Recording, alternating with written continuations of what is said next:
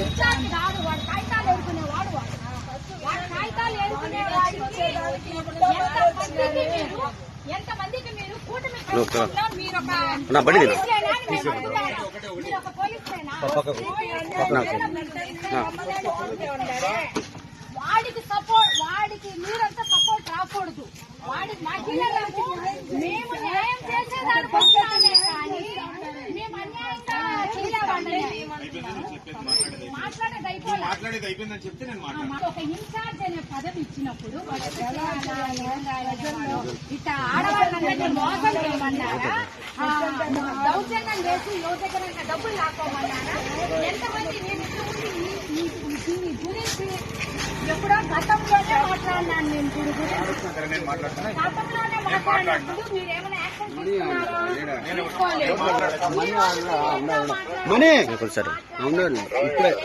మేము వాళ్ళ ఇంటి దగ్గర పోయి కూర్చుంటాము, వాళ్ళ ఇంటి దగ్గర పోయి కూర్చుంటాము. మీరేం చేస్తారో దానికి మేమంతా రెడీగా ఉంటాము, సిద్ధంగా ఉంటాము.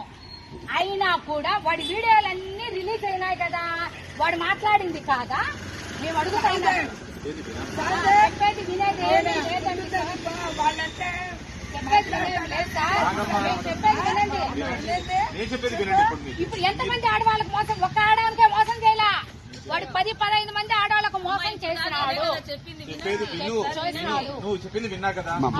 మీరు వాళ్ళు చెప్పండి, మీరు ఎట్లొచ్చి వచ్చినారు మీరు చెప్పండి, ముందు మాకు చెప్పండి. వాళ్ళు చెప్పండి మీరు ఎట్లా వచ్చినారు.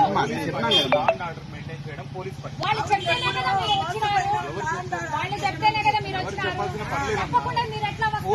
ఇంటెలిజెన్స్ అనేది ఉంటుందా? వాళ్ళ పక్కనే తొత్తులుగా మీరు ఎందుకుంటారు? మేము మేము మేము మాట్లాడే మేము అధికారంలో ఉన్నప్పుడు ఇట్లా జరిగినాయా? కెమెరాలు ఉన్నాయని మేము మాట్లాడము. కెమెరాలన్నీ ఇట్లా ఆఫ్ చేసినా కూడా మాట్లాడగలం. శక్తి మాకుంది, ఆ ఇది మాకుంది, మాట్లాడగలము. తీసేమనండి, ఇప్పుడు కెమెరాలన్నీ తీసేమనండి, నేను మాట్లాడగలుగుతా. అదే మీరు తీయకుండానే మాట్లాడగలుగుతాను.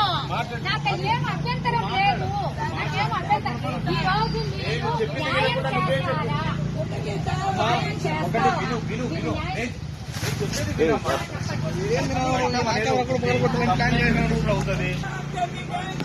సాక్షి ఏదో అన్నాడు ఆ రోజు ఏం జరిగింది. మీరు యాక్షన్ తీసుకోలేదు, ఈ రోజు ఎలా తీసుకుంటారు యాక్షన్? ఇప్పుడు పోండి.